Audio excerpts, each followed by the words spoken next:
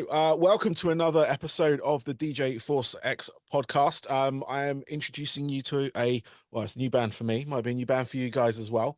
But I have Nathan here from the band InRetrospect. Welcome, Nathan. Hello, you all right? That's the most professional part of this interview is going to happen. That's all right. That's all right. I say professional, but you never know. But yeah, no, welcome to the show. Here to talk about your band. You're about to release a new single. You've had a couple of bits out already, which we'll talk about as well.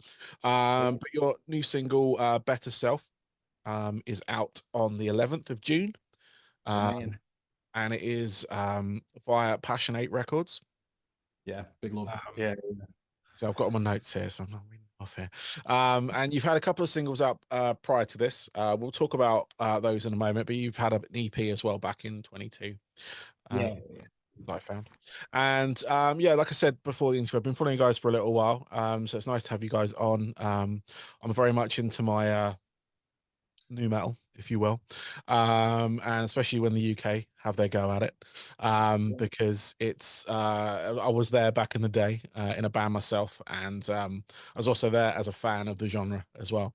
So I fucking love new metal. Oh, can we swear on this? You can swear on this. Oh, sorry. Yeah. Sorry.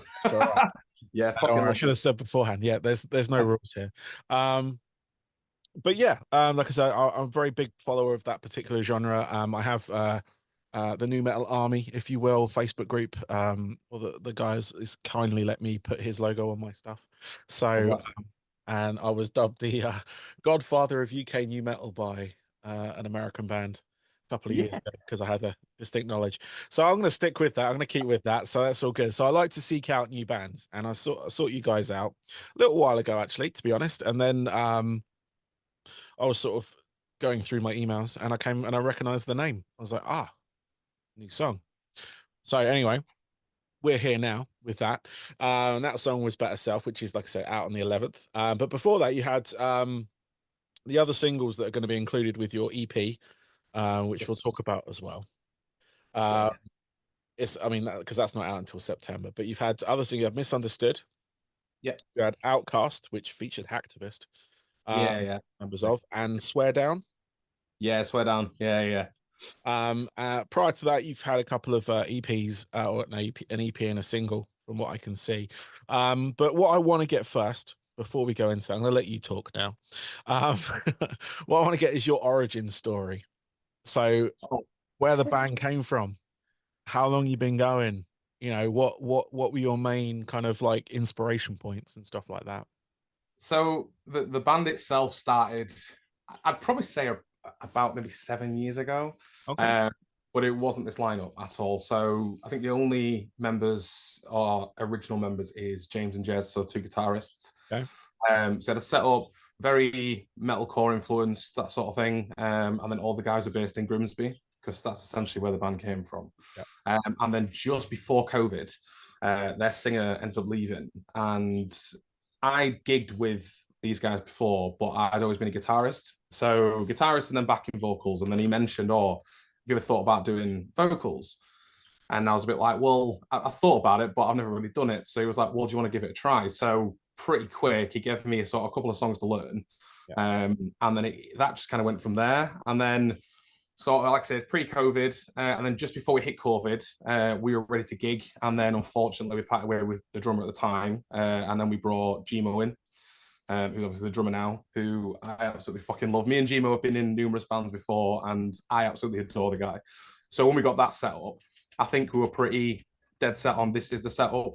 And then obviously COVID shit on everything, as it did with a hell of a lot of people, a lot of families. And then, we just spent that time essentially me learning how to sing and learning how to scream, which was like, in a sense, it was kind of a godsend, because we were ready to jump into these shows and I was losing my voice after about 10, 15 minutes. So the idea of having time to actually sit down and learn how to do it was bliss. But yeah, so that's kind of how the band formed. And then obviously we were very, like I said, metalcore sort of, but yeah, very metalcore in what we were doing. But I think our hearts always like sat with new metal. Yeah. I just don't think we wanted to admit it straight away. And then we wrote. People have said that, and now it's back around. So here we are. That's the thing. Like, I think especially Toby are basically very, very sort of heavily influenced by nu metal, but it's always been rather than like the heavy side, it's always been the Limp Bizkit, Linkin Park, that sort of thing. More, I want to say happier sounding nu metal. Yeah, if that would make sense. Yep. I'd probably need to like tread carefully if you're the godfather of nu metal, because that's all right. I'm not judgmental. It's fine. No, I know what you mean. The lighter side, because there was a darker side. Like with any genre, there's always a light and a dark side to it, and because like bands like Floor and things like that, I'd class them as sort of the darker side. Yeah, exactly. And bands like Limp Bizkit and Linkin Park, especially. I mean, those two were. I mean, in this country alone, they had high charting music and stuff like that, so they were mainstream. I mean, Biscuit went to #1 with Rollin', Yeah. and obviously the albums and stuff hit the top of the charts and all that kind of stuff around Europe and all that. So they were the more accessible, more the lighter side. I think that's a nice way of putting it. Still heavy in that respect, in the musical sense, but they were the sort of the front runners, if you will. Yeah, same with Incubus though. Like we were a massive fan of Incubus, and that's actually Better Self. I would probably say is very influenced by Incubus. I was gonna say I can hear that. That was something we got written down. So. Very sort of in your face, kind of all over the place a little bit, but yeah, I'd fucking love Incubus. Yeah, a great band. But yeah, so Miko, and then obviously we've done the EP, which we liked it, but I don't think it was truly what we wanted to do. We were very in the mindset of, if we're going to do this, we need to be serious. We need to have stern faces live, wear black, that sort of thing. But then as people, we're the complete opposite of that. Like, realistic, we're fucking idiots. And now it's nice to do something that we can actually push us being us into everything, sort of thing. But which I think, like, when it comes to sort of the productive side to it, it's a hell of a lot, but it feels less like a chore than what it did. Whereas now we're actually doing this and we can be idiots with it. It's like, yeah, we're fucking loving this, man. Yeah. I mean, I can hear the difference between your music back in like the one you released, the current state EP you released, rather than naming all the singles and that.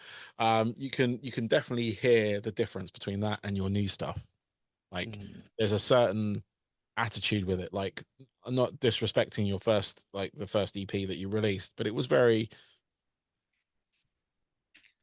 it felt very what's the word, not robotic, but it felt flat, I think is the like. I know what you're saying. I think I'll always like that close to my heart, because obviously it's the first EP that we'd probably done, first big release we'd done, but it's like I think we knew the direction we wanted to go, and then what we were writing after that, we were like, yeah, we can really tell the difference between these two, and it's showing, because I think people seem to be resonating with the songs more. Like beforehand, we'd go and play the songs we were doing, the set we were doing, the look we had, and don't get me wrong, we'd see people enjoying it, but I don't think that would really resonate into anything else. Whereas recently, we've seen people enjoy it, and then that is resonating to merch sales, more ticket sales, more this, more that, and we're thinking, right, okay, we must be doing. I think it's just putting the personality into it, if anything. No, I think that's what it is. It definitely is. Like I said, like I haven't critiqued that first EP. It just I can hear that difference, and it's like you can say it's shit. Like you're more than welcome. I'm saying it's shit, honestly. The production's good and all that kind of stuff. So, it's a solid effort. But like the difference between this and your new stuff, though, it is a full leap between. That's it. Genuinely, like obviously you've got special guests on this EP coming up. As well, and that obviously adds another dimension to it, gives you a bit more, bit more notoriety, if you will, with the people you're working with. Hacktivist previously been on this show twice, in fact, and I fucking love that band. They're fantastic, and I mean you've got a couple of others on there as well. Was it Misunderstood? You've got other ones on. Can't remember. No guesses on Misunderstood. We actually did think about putting guesses on Misunderstood. We actually got 2 tracks. One that's not been released yet, an Outcast, which we were thinking, maybe we get guesties on both. But I think at the end, once we've done Outcast with obviously JJ and Jay, we're kind of that's going to be a pinpoint. Like I think the rest of it is just going to be us, but that is going to be the pinpoint on look. this is fucking us. These are the boys in Hacktivist. Like, this is going to sound sick. It's the way we wrote it as well. Like, we didn't want to do the whole thing and we're going to build up to a breakdown and have a guestie come in and then suddenly they're doing a really heavy breakdown. We kind of just sat down with them two a week before we did the video, which was fucking nuts. My head was going sideways. I was just saying, look, we wrote the song. I was very happy with how the lyrics sat. So I wasn't too sort of in the mind of them saying, oh, me saying, right, you write this bit, this bit, this bit. I was like, no, I like where these lyrics are sat. I just want to bring you in and then we'll do it sort of a different way. And then when I said to them, I said, how would you fancy like sharing verses, sharing a breakdown, that sort of thing, doing overlays? And they were like, yeah, let's fucking do it. So I was very happy with how that song came out. No, I mean, that's awesome. I mean, at least having that camaraderie with them as well. Because like you said, there are a lot of guest appearances that will come in just for that break. It's kind of like the old hip hop thing where, you know, you'd have the guest just to elevate the track, but it'll be just on that break. They do line and whatever. But obviously, if you're working with them and doing more with that collaboration, it's fantastic. Well, we knew JJ anyway because obviously we were good friends with Borders. Yep. So we knew JJ from Borders, and we gigged with him a couple of times. Year before last, I think it was the year before last. It might be last year. I feel like it's the year before. Yeah, year before last. Yeah, yeah. Fucking time gone. Yeah, year before last. And right. We're kind of set on having his vocals on something because I've always loved JJ's vocals. I think as a rap artist, I know it's rap metal, but as a rap artist, I think he's fucking unbelievable. Yeah. So we were kind of set on that. And then because we just took a little bit more time writing everything, obviously then Borders stopped and then suddenly JJ popped up in Hacktivist and I was like, oh, hang on a minute. Because I remember we played Burn It Down a few years ago and this is how fucking nuts it gets. Played Burn It Down a few years ago and we were sat up top, we were all having a smoke and I remember, obviously we was all Hacktivist fans when we were younger, as I think most people were within metal because they were just the fucking forefront at one point. Yeah. And I remember seeing Jay walk up the stairs and we were all just fucking shell-shocked. We were like, that's Jay from Hacktivist, man. Like, what the fucking hell's going on here? And then to look now and think, we're chilling with him. He's on one of the tracks. I will class him as a very, very good friend. It's like, a lot's changed and it's fucking bliss to feel it, man. It's sick. That's nice. That's nice. That's great. I mean, I love that stuff.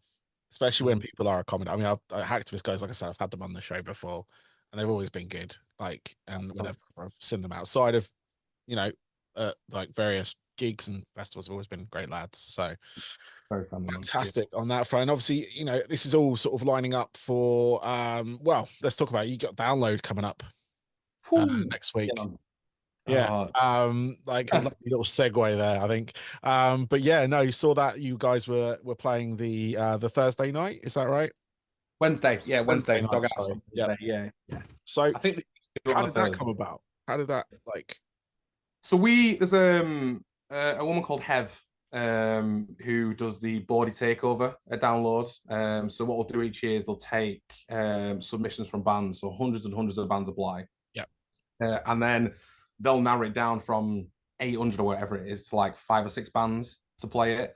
Yeah, they normally bring in like guest judges, that sort of thing, and we've always kind of, as a band, said we don't really want to be doing the competitions like Metal to the Masses, things like that. We never really bothered for. We're like, if we're going to get there, then we're going to try and make sure we get there ourselves, I think. But I think the way Hev does it and the way her team does it is mint. Like, they actually give bands that deserve the chance a chance, sort of thing. Like, seeing the lineups they've had before, they've always done such an unbelievable job with it. And to be fair, when she released the times, I was very surprised we was as high up as what we were. I thought we were going to be like opening it. So we felt absolutely fucking blessed for that. But we applied last year and then they'd done like a short list of bands, which did like a little Spotify profile thing. Yeah.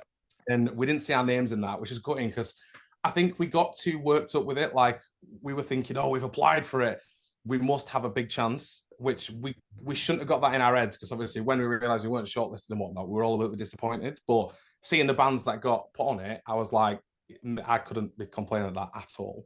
Yeah. And then this year we kind of applied and then was like, we're going to forget about it and just hope something comes along. So we're kind of forgetting about it. And then I remember they'd mentioned something about, oh, we're going to be announcing the band soon. And I was messaging our manager saying, oh, I don't think we're going to get Takeover again this year. And literally in the midst of the message, we got an email through and it just said Takeover Download. I was like, Nah. Like, this can't be right. This can't be right. So I'm looking through this email thinking, please don't tell me it's fucking spam. I am begging it's not spam. Yeah. Um, and yeah, they mentioned that we've been picked by the team to play takeover stage. And I think at that point, I don't think it had sunk in. Yeah. And I think we're just like, oh yeah, sick, download. And then the more the day went on, it was like, holy shit, like we're playing download. This is gonna be fucking unbelievable. How long But did honestly, with every opportunity that sorry, go on, mate. Sorry. I was gonna say, how long did you have to hold on to that news before you could tell anyone? A fair couple of weeks, I think. I think it was a couple of weeks. Must have been difficult. Yeah, about a couple of weeks. It Yeah. was like, I think it was the worst unkept secret ever. Yeah, no, We were fair like, oh, I can tell my enough. mum, I can tell everyone else. Like, come on, Yeah. surely that'll be all right. But no, it was we are like unbelievably blessed with every opportunity that we get because the way I has looked at it is that we'll release some music and if we get even just the tiniest opportunity, we appreciate it because we know we're doing something good with it. And to get an opportunity like that is just mind blowing, Yeah. really. No, it's a crazy feeling. It's a crazy like it's yeah. I mean, I love that. Like the whole like giving the bands a chance, especially on the stage of download. I think that came out of the pilot when we're after coming out of lockdown, and it was just like seeing some of the bands that have been on there previous years. I mean, I've had like bands like Seething Akira on the show, North Atlas, and who have like ended up playing this stage, and it does bands like a wealth of good. Like because like obviously festivals kind of get dominated by the bigger bands, which they should. They're the ones that are selling the tickets and stuff, and and all that kind of stuff. Hey, And a lot of the time, the sort of lower stages, they get crowds there. Don't get me wrong, but it's not always beneficial for the bands. yeah, I know. You know, they could say they've played it, but they could have opened the Dogtooth stage on the Friday morning or whatever. Um, and but having like a specific day and the takeover part of it is just it's a great idea. It is, and to be fair, I bet it's such a hard job because I know, like I said, she brings in friends and people in the industry who then, like I say, put shortlists together and say, right, we need to pick so many bands out of this. But I know bands who've applied who have got sort of nowhere near the stage that we've got, and I'm thinking it's nuts to think because there's some unbelievable bands that apply for it, and I'm still like, I still don't really understand how we could possibly get picked over that many bands. Like again, I don't think that will ever sink in because, like I say, personally, I try to just put expectations high, but realistically, I sit down here because Yeah. obviously we're constantly doing it. It's like as much as we're enjoying it, we still see right, we need to improve on this, improve on that, improve on that. So having someone see and having multiple people see that we possibly deserve a chance to do this was just yeah, it was a good feeling, man. It was a really good feeling. I just don't vouch for them doing it at all because the amount of bands or decent bands that come through that is ridiculous. Yeah. I mean, you got to But pick. no, That's the thing. It's like you haven't had to go through necessarily like a battle of the bands, which is something I've never really liked the metal to the mass type thing, but not to badmouth it. I've never liked battle of the band situations myself personally. Like when I was in a band, we never did battle of the bands because we always like if we were good enough, we would be there. So same yeah, sort of like thing of you, but this opportunity just sounds like you submit your demo, which you generally do to most festivals anyway. Submit your tracks and then yeah, if they'll look at your profile and stuff these days and take all that into consideration, and then then yeah. I pick think you know submitted a one track and then a live video yeah of what someone supposed to film for. Luckily, we just done a headline show in Leeds, which was fucking sick. And someone just filmed Swear Down during that, yeah which so we send that off, and then obviously you send like your profile and whatnot, like you say, and then they look through and see what's what. yeah But it's good because, like I say, there's probably bands applying that have got maybe 6 to 10,000 more followers than what we have, tons more streams. So it's nice to see that they're not just looking at streams, this sort of, they're actually looking at how you look, how you sound, yeah that sort of, which is why we was always fine with the takeover. But I'm with you, like Battle of the Bands has never really been my thing. yeah yeah. Oh, I've never been. I never like being pitted against other artists and other bands for whatever it's my personal sort of like perspective on it, but I don't think it's beneficial to the scene, if you will, to pit bands against each other when we should all be kind of like working together to elevate, high Yeah, tide raises all ships, you know what I mean? yeah, So but anyway, enough of that. I'm not gonna dwell on that part because that's just my old man shit going on. Um, um, right, but Ed, mate. That's what it is. Right, Ed, not old man. yeah, that's it. But what are your guys' inspiration? Obviously, we've already sort of discussed like Limp Bizkit, Linkin Park, and things like that. What other bands? What other sort of like yeah? What other bands really kind of inspire the whole band? Really? It's quite different. So for me personally, I've always been, like I said, apart from new metal, it's always been what you class your dad rock bands, your Blackstone Cherry, Yeah. Metallica, sort of thing. And I take a lot of inspiration from vocals on that side as well, like the grittiness. But then you go to say Toby, who I think is a little bit more extreme metal, and then you maybe go to Jez, who's hip hop inspired a hell of a lot, which I think is like when we're trying to plan videos and things like that, the hip hop element does come into it on how we can make this look not as new metal, if that makes sense. Yeah. Like bring the lighter side to it. And then Gmo again loves his metal, but absolutely loves his hip hop. So it's a big mixture between new metal, extreme metal, and hip hop, I'd Okay. say. And we just try and incorporate everything. So Nice. it's like trying to do vocals that flow like rap style is probably not my forte. But when we've got Jez, who's come from that kind of background, it's like, right, okay, how do I write this? How do we make this flow like this? So yeah, we try and put the influence into everything, whether it's visuals, actual sound, or whatnot. Nice. Nice. And just to go back to, I think when you said just before, like in your origin story, when you were talking about learning to sing and learning to scream and stuff like that. But what did you learn when it comes to the screaming side of it? Because it is a fine art, as people may not hear or get that, but a lot of people in the industry or in that genre, I know for a fact that it is very difficult. And there are techniques that. Sorry, say that again. I persuaded my mum of that. She's like, nah, you're just screaming. It's like, I promise you, there's a technique. I'm not damaging my voice, mum. I promise. So what did you use? What was your muse for it? So I did what I think everyone does to start and search on YouTube how to scream. And then all that does is send you down a fucking rabbit hole of this video, this video, this video, this Yep. video. And I remember the one video that properly sunk in because I didn't bother about when I first started the breathing exercises, that sort of thing. All I was trying to do was replicate the sound of someone else, Yeah. which weirdly enough at the time was Danny from Ask Alexandria, but like Okay. old Alexandria. Because I always like the lower vocals, more growly sort of thing. So I was trying to do that, but then obviously losing my voice after 10 minutes because I had no idea how to do it. And then I found a video, I can never remember the guy's name, but he was speaking to Spencer from Periphery. Yep. And obviously, listening to his vocals, his range is unbelievable. And I've seen Periphery before, and seeing what he does, and then him actually having a voice at the end of it is still baffling to me. Yeah. I can never remember the guy's name. He's a bald guy. That's all I know. But he was talking to him, and he was trying to put it in the easiest way to describe it is dumbed down terms. Yeah. Because I'm watching some videos, and it's like, oh, this part, your diaphragm, hold your breath here, hold that. And I'm like, I have no fucking clue what you're talking about. And I was getting to the point with it where I was just getting frustrated, and I was like, I don't understand how people learn it. But like I said, the guy who was talking to Spencer, the way he was explaining it on saying, right, rather than trying to feel here, it's like, right, make this noise. And it's like, if you push like this, you're going to get this noise. So I was following this and I'm thinking, oh, okay, yeah, I can do that. And when it first started out, it sounded dreadful.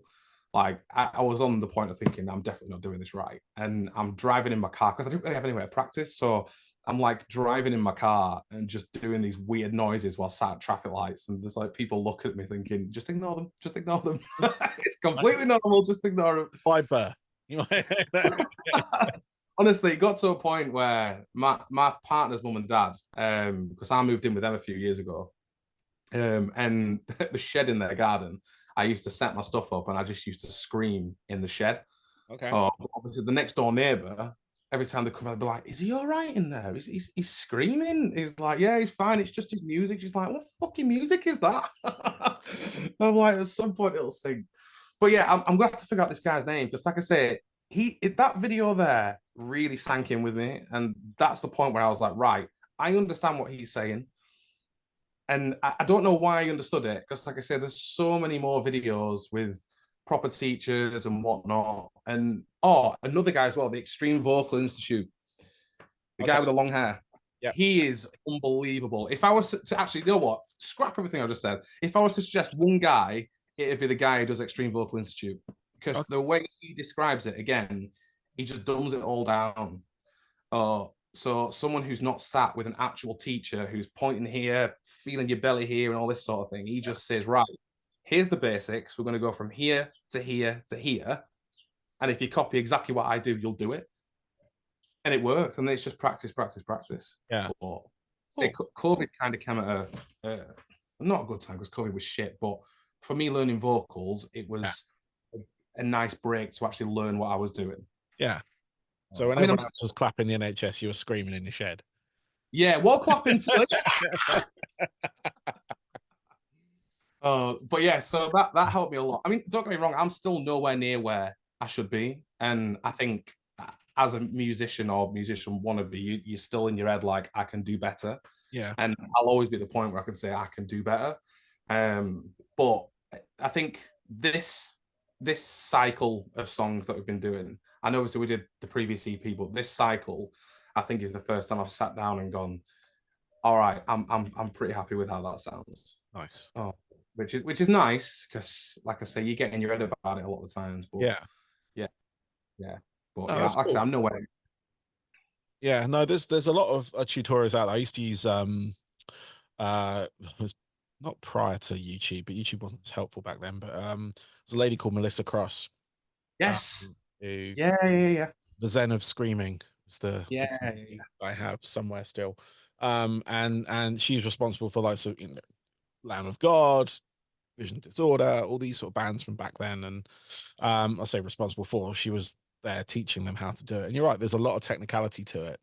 Yeah. In some of those things, but once you get it, and like practice, and you get it, and you know it, then it becomes a lot easier. You can talk after shows, like you said. It's like, you know, there were shows that I played and ended up like afterwards just not speaking for the next day until we had another show. Trust. Yeah.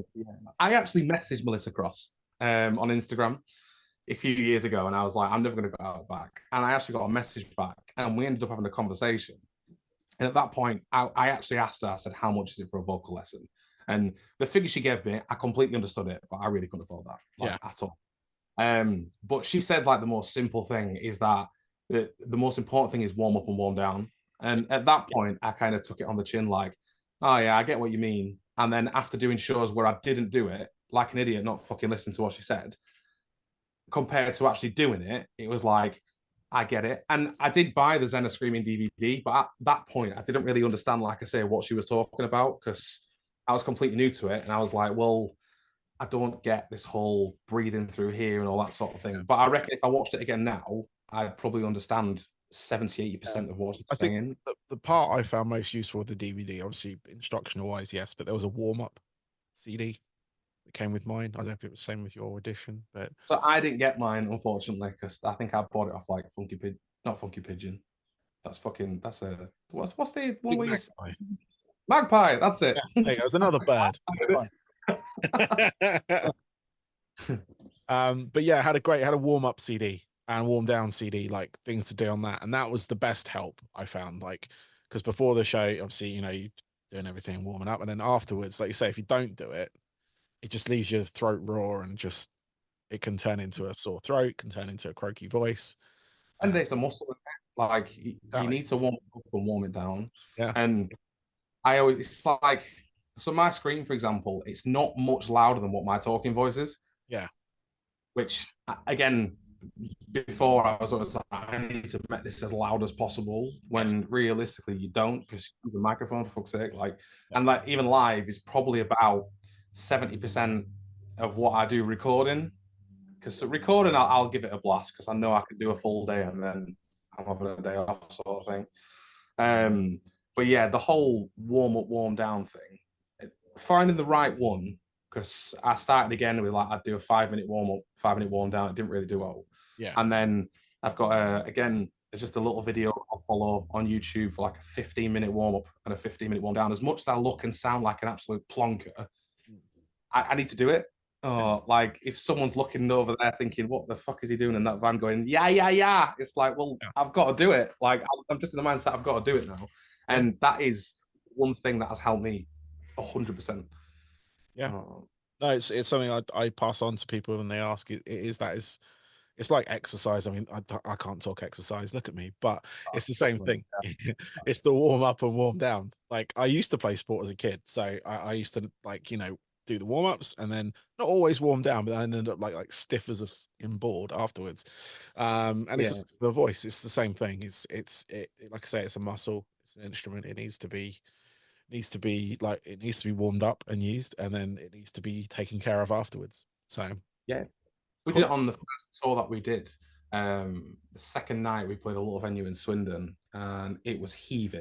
And obviously, because we were still a youngish band, like we'd never really had that. So I think we got a little bit overexcited, and we were drinking after, shouting across the venue and whatnot. And it's like you Yeah. don't think out of it. And then the next day, I just remember waking up like, "Oh my god, I can't fucking speak at all." I'm thinking we've got another 3, 4 shows to do yet, and I'm like trying to find online how to get your voice back in one day. I'm drinking like 100 pints of water, pissing every 10 minutes as we're in the van. It's like, nah, this is not the one at all. There's another thing I do use, not to do product placement because I'm not sponsored by them at all, but I have them here.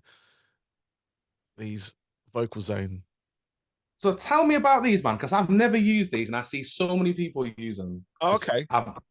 Well, they're honestly, I'm not sponsored by this. Wasn't planned. Basically, they I don't say they don't numb your throat, but they really soothe the throat.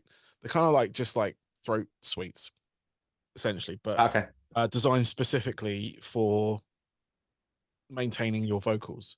So if you are having like a bad throat day and you've got a show, or like in my case these days it's a podcast, I will pop I have one before each show I do, just purely Yeah. just to keep my voice going. um but yeah, back when I was performing, it was sort of like having them to, if I was doing multiple shows like throughout various days, it was a great way of maintaining your throat, basically. It was the way of Yeah, yeah. almost repairing it. I'm not saying it's repairing, but it just helps soothe the sore throat. It gets your vocal cords working. Um, but yeah, no, I use them, like I say, now I use them before, like when I do things like this, or if I'm DJing or anything like that, like because I work the mic when I DJ. So a lot of the times I'm shouting and hollering. But I'll have one beforehand to make sure my voice stays good, if that makes Yeah, sense. yeah. But I mean, it's worth getting. I mean, they come in different flavors. Oh, face. Yeah. So, but no, they are very good. I can wholeheartedly recommend them. I'd love to be sponsored by them. Um, Could be the just one. Could be the one. yeah, it could be. I'm definitely going to tag them in this one. So we'll see. But no, I have that, and they have a tea as well. Oh, A tea. Fuck with. Yeah, so they got different flavored teas. I use the honey and ginger one. And it's like caffeine free as well, so it's not gonna bounce you off the wall or anything. Like, so it's good for like after shows and stuff like that. Yeah. But yeah, Yeah, if yeah. you like tea, they got that in tea form, and then they've got obviously these lozenges that or pastels, I don't know what they call them. But yeah, they just sort of soothe the throat, you know, stops it drying out and stuff like that. So Yeah, because that is a ball ache when you have a dry throat. Because I've never really thought of using them. I don't know why. Because like I said, I've seen so many bands use them. yeah, But my go-to was always, like I said, ginger, lemon, and honey tea. yes, yeah, Oh, that was or to be fair, Wagamama, right? I know that sounds dead weird, but Wagamama, ginger and lemongrass, yeah, their tea. Oh my god! If you need something to sort you out, whoo, have one pot of that, and I'm ready. yeah, Um, it's always been the teas, and then tinned pineapple, yeah, yeah. which again, I know it sounds really stupid, but yeah, tinned pineapple, and it was our guitarist stepmom that actually suggested this to me. And like I say, I was just sat eating this fucking tin pineapple, and again, it sorted me out so much. Nice. I don't know why. I have no idea why. Yeah, I don't know. But No, I'm trying to think. Maybe it's the because obviously when they have like lemon and ginger, you got that kind of like acid. and the pineapple's got the same kind of like bite to it, the same Yeah, yeah. something like that. Oh. I'm not a And a spicy good fan. sleep, which is impossible to do on fucking tour, but Yeah. yeah, good sleep. Yes. Yes. Sleep, rest. This sounds really boring now, doesn't it? Rock and roll's not what it used It's to not. be. Um, It's not. I wish I could be fucking. I'm not even gonna say that, but I wish I could be going nuts. But yeah, unfortunately, I put myself in a fucking grave, Yeah. or I'd just like say, I lose people for 2 nights and I'm done for the rest of the week. Yeah. Yeah. It's not sustainable, unfortunately. Not anymore. Um, people are too analytical when you're on stage as well, so they'll pick up on it straight away. I'm if Lammy was here, he'd tell me to shut the fuck up and get on with it. But But I've got a couple of questions left for you, if that's all right, Nathan. And then I'll let you get on with the rest of your evening. But these are my sort of wind up questions, winding up the interview and stuff. I ask every person that I've had on here the same, well, sometimes the same questions. If they've been on before, I don't ask these questions. I try and think of someone else. But anyway, I digress. Basically, what I want to know are your three most pivotal albums. So not necessarily your favorite albums of all time, but the ones that kind of when they hit you, when you heard them for the first time, you're like, oh shit, I want to do this. I want to be in a band. I want to sing. I want to play guitar. You know, what if you could pinpoint three of them, what would they be? oh, that's a good question, isn't it? I am absolutely terrible with album names, but I actually have, funnily enough, I have like my top 5 saved on my Spotify, Oh, go for it. which is proper sad. All right. So the one I think I mentioned this before, and it was Asking Alexandria, Yeah. from Death to Destiny. I remember seeing that live in full when I was, or maybe 14 years old, 14, 15. But I remember seeing that and thinking, shit, like I want to do this, like 100%. I want to do this. Oh, that's a fucking sick album. Nice. And then there's a Gideon one. Hang on a minute, let me find out what the Gideon one's called. If you ask me song names and stuff like song names, I'm all right with. We could Album we names, could do three songs if you want, if that makes it easier. uh, we could do 3 songs. Yeah, Yeah, we could do 3 songs. let's do that. This is where I can't find fucking songs now. You Um, set so yourself up for it. So Rain Wizard, Blackstone Cherry. okay. I remember hearing that for the first time and fucking freaking out. Like that was fucking sick. And then what else really like? Fucking yes. Try to think of like if it was more metal or if it was like. I'd probably say if I was to say any song that used to be on repeat constantly. What used to be on repeat constantly? A lot of drink and a lot since then. I'm trying to think what I used to cover. I used to pick up my guitar and cover System of a Down Toxicity. Okay. That was one. I remember as soon as I learned what Drop C was, I Yeah. was all constantly. Nice. And then it was probably, yeah, so that's Toxicity and then Rain Wizard. And I'm just trying to think what I always used to fucking love to play. I used to play the same shit every single time. I feel like it was something proper, like typical, like Bullet for My Valentine, that sort of thing. Okay. Yep. I feel like it was Waking the Demon, you know. Yeah. I'd probably say them three. I'd probably say, Okay. yeah, Waking the Demon, Rain Wizard, and Toxicity. I Nice. think they're the ones. Yeah, because Slipknot I used to enjoy, and to be fair, Slipknot albums are probably up there, but yeah, I'd probably say them three. I'm pretty Yeah. confident. Okay. Cool. Nice. Solid track. Solid bands as well. I mean, Blackstone Cherry. I've got a bunch of their albums. Thinking about Oh, it. Yeah, great band. System of a Down. I think don't need to say anything more than that. They have left their footprint on everything. Um, and people want them to do something else, but I don't think that's going to happen. But they've left us with some good tracks, so good I album. wish that. I'll Yeah. tell you what, we saw Blackstone Cherry at Corporation in Sheffield last year. And as an intimate gig, it was just them, no support bands. That is possibly the best show I think I've ever been to. It was just them playing for like 2.5 hours, but that was fucking unreal. There's about what, maybe 700 people in there, and yeah, that was that was mad. Yeah, Yeah, that was I played the Corporation a few times, in multiple rooms. That place cool. madness. Unless you're using wireless gear, Corp is sick. Yes, yes, yeah. I remember back in the day, like we played. I think I've still got pictures of it. Actually, they used to have a PlayStation set up, projector, and a massive screen on the wall, and used to Oh, play video sick. games. So, like after we played our set, it was a club night afterwards. So we were just milling around, and I just sat down in front of the fucking PlayStation and started playing Tekken on this huge fucking screen. Um, but yeah, we played the small room with the really tall stage, and then we Hmm. played the big room, so the one that's just through from there. Um, Yes. other one. So yeah, no, it was a great venue, that one. And now my one of my kids is actually at university in Sheffield. So I played. a couple of times didn't actually get back to the Corporation. I'm a bit old for that side unless I'm working, unless I'm DJing. Um, because I do rock nights around this area where I'm now, and yeah, I don't tend to go to clubs otherwise. So um, I think I'm the same with you on that one, though. I think I'm too old for that shit. yeah, yeah, it's like if I'm being paid to be there, yeah, I'll put up with it. Um, but if I'm not, no. Um, but yeah, no, I mean, yeah, it's a great venue, that one. But no, again, and Bullet for My Valentine, they have gone from strength to strength since the very early days. They're still going, which is crazy, and they're producing some solid music still, which is good as well. So yeah, yeah, three good. I'd actually like to.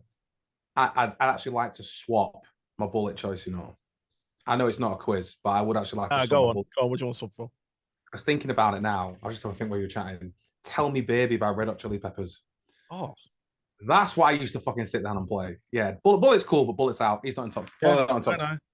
Baby, Red Hot Chili Peppers. I will take Red Hot Chili Peppers over that because it adds some diversity to that list. Um, it's all good. Yeah, no, again, another great band. I had a master class with Chad many years ago, and I was like 17. No way. Yeah, he used to come down to this music college in Guildford, near where I live in Surrey, at the ACM, and he used to do like masterclass evenings days. He did them quite often, to be honest. And I got to sit in the same room and listen to him drum, talk about drumming, and then play a little bit of bass alongside everyone else, sort of playing bass at the same time, but playing a little bass next to him. So That's uh, so cool. yeah, So you can play with Chad. yeah, I can say I did that. It was a group effort, and I'm still not very good at bass. So even though the fucking bass guitar behind me right there, I haven't picked that up in ages. It's got fucking spiders all over it and stuff. So, um, Oh, what the but the turntables behind me, they get used. I still, like I say, these things behind me, they're not just, it's not a background, it's real stuff. It's So, not green screen. yeah, it's not green screen. No, it's a real set of turntables back there. So I have to get up on those when I can and do my old scratch routines and stuff like that and all that stuff. So, Scratch for us, because at some point we're going to be looking at someone who could scratch the disc live. So yeah, come scratch for us. I mean, if you want someone to record, I can do that. Playing live, I can do it, but I can't. My body won't allow me to tour anymore. Um, seriously, I'll put it out there. Seriously, I'll put it. I can be held accountable. If you want scratching on a track, let me know. I do. That is a good shout, because we Um, have talked about this. We have spoke about this about having someone who can either scratch on track or scratch live, because we saw yeah. Black Gold live and we were like, oh, this fucking so good. It's like, Well, yeah, we need to do this. on one of your Black tracks, Gold. the guitarist, like, doesn't he do that with his pick? It's all bollocks. No, it's not bollocks. He does do it. He does do it. Yeah, To be I fair, heard I it. kept seeing videos because I was like, if you can do this live, then we'll do it. That's Yeah, like the main thing. It's like, it's all right putting this, and this in, but if it's all on the backing track, yeah, we don't want to do it. So I said, if you can play it live, yeah. and he was learning and sort of doing the whole scratching sort of thing. And I was like, why don't you watch videos of Tom Morello? That's what I was going to Because the say. way Watch Tom Morello. we watched a video, and it was about on his guitar. Obviously, he had two pickups, but then the top pickup was essentially muted, so the volume was all the way down, and his bottom pickup was all the way up. So changing his pickups was almost like a kill switch. Yeah, So as he was playing and changing pickups, I was thinking, you could do this. Like, why don't you do this? He's like, Yeah, also it's like, no, if you're gonna fucking put it in, do it. It's You fucking got to mod sick. your guitar. No guitars come with that, I don't think. I think it's special to him. His Yeah, guitar. I'm gonna say I think Yeah, the whole, Bucketheads when I was in a used to band, have one. gone.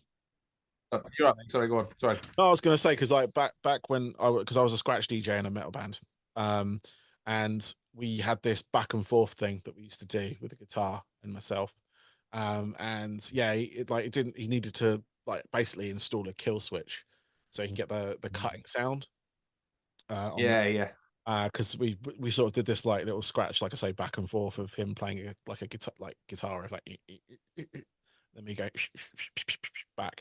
So and then yeah, recently I saw a band doing that live on stage. And I was like, shit, why didn't we ever do it? Because it worked really well for them. But there was a band that signed to, I want to say Century Media, and I can't remember the name. It's like a Japanese four females. I want to say it's like Harambe, but that's the gorilla.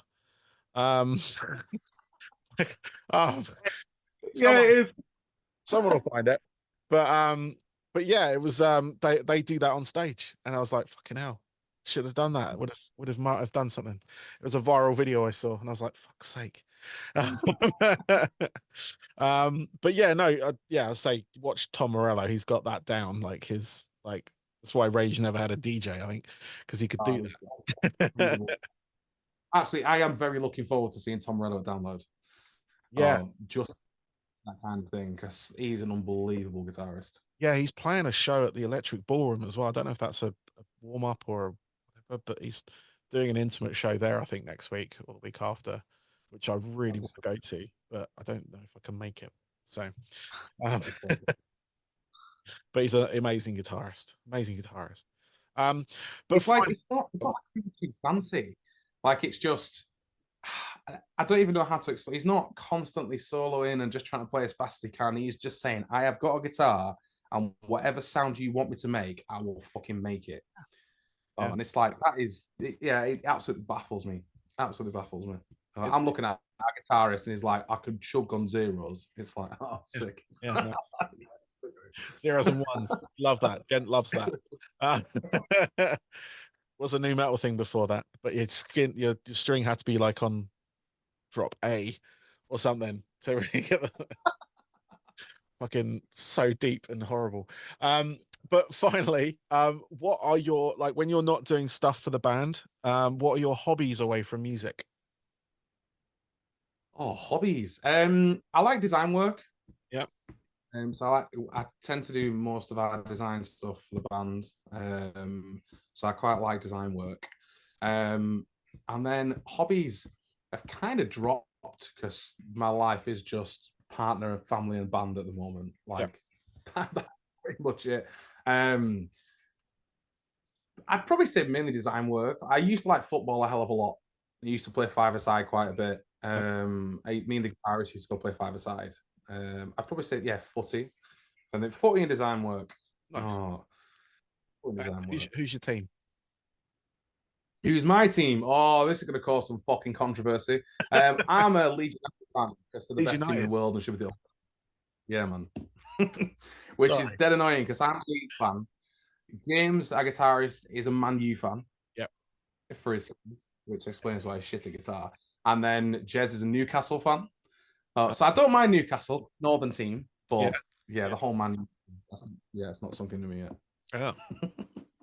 What about yourself? No, I'm a Liverpool fan, and I don't sound like one. But ever since I was a kid, Thank you for the podcast, mate. Appreciate that. yeah, bye. Um, That's great. I do have sound effects here I can put in. No, yeah, no, it's a family thing. My family originally from up that way, that and actually Leeds area as well, to be honest. And but I never fancied Leeds. I always like my favorite color was red at the time when I was a kid, and Yeah, they were the team that I think were winning everything at that point. Um, so it's like a lot of Man United supporters now. Um, that's- but I've stuck with them. I've stuck with them through everything, through almost going bankrupt, through almost, all the shit they went through. And now we're actually doing all right. We actually managed to get a trophy, which is, a couple. Um, but no, I mean, I enjoy watching football generally. I mean, Liverpool, my team, Aldershot Town are my town of birth team, if you will. Um, and they're in sort of like the conference just below League Two. No danger of coming up, but more of a danger of going back down again. But yeah, no, it's I just like watching football. So like obviously with the Euros coming up, be completely spoiled by all those teams playing those players and stuff. Yeah, Obviously rooting I for get it. England, whether or not. Yeah, fingers. After seeing the fucking warm up games, I have no hope. I was about to say, yeah, after Friday, I'm like, mate, Yeah, let's just get this over and done with quick, yeah. and then there's like the news Just report today, we're not putting everything on Bellingham, and I'm like, yeah, you fucking are. It's like, I think that's the way it is though. Like you always go for your family team. Like I think when I was younger, when my dad first like introduced me to football properly, it was a case of like he was always a dire Leeds United fan yeah, from since he was maybe probably since he could fucking speak. To be fair, he had a season ticket for 40 odd years, and it was like it was never going to be any other team. yeah, Oh, and I don't know. I always got struck in with like the atmosphere, the friendliness, and everything. Like yeah, everything was just a collective, yeah, which was fucking sick and so nice to be a part of. And it still is, to be fair. I mean, we're a bunch of horrible bastards, but like, it's still nice to be a part. But yeah, I think he would have crucified me if I supported any other team. yeah. No, that's fair enough. That's good. Well, Nathan, thank you very much.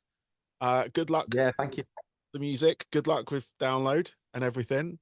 I hope it goes well and you get obviously good reception and all that kind of stuff comes with that. But Hopefully. looking forward to hearing the whole EP once you've got that out as well. Um, Mhm. but if anyone wants to go listen to the music, you have tracks out right now. By the time this comes out, the other track will be out. So Better Self is the latest track. You've also got Misunderstood, Outcast, So What, and Swear Down with that. So if anyone go look up in retrospect on your streaming platform of choice or Bandcamp or wherever people get music these days, somewhere that's profitable to the band. So Bandcamp, first Friday of every month. Bandcamp Fridays. That's very true. Yeah, that's very true. That's very true. We push Yep. people to So, Spotify. We get fuck yeah, off for Spotify. yeah, yeah. So yeah, go buy merch. Merch is a big one as well. I'm very advocate for people buying merch. I don't mind receiving Oh, free t-shirts either. Anyone. Um, to be fair, we've got, like I say, we've got an EP line that'll be coming out very, very soon. It's just a case of we're just finishing off a couple of designs with it. But yeah, we're just looking forward to getting that out there, man. awesome. Well, Yeah, Nathan, thank you very much, man. Have a good rest of your evening. thank you. Thank you.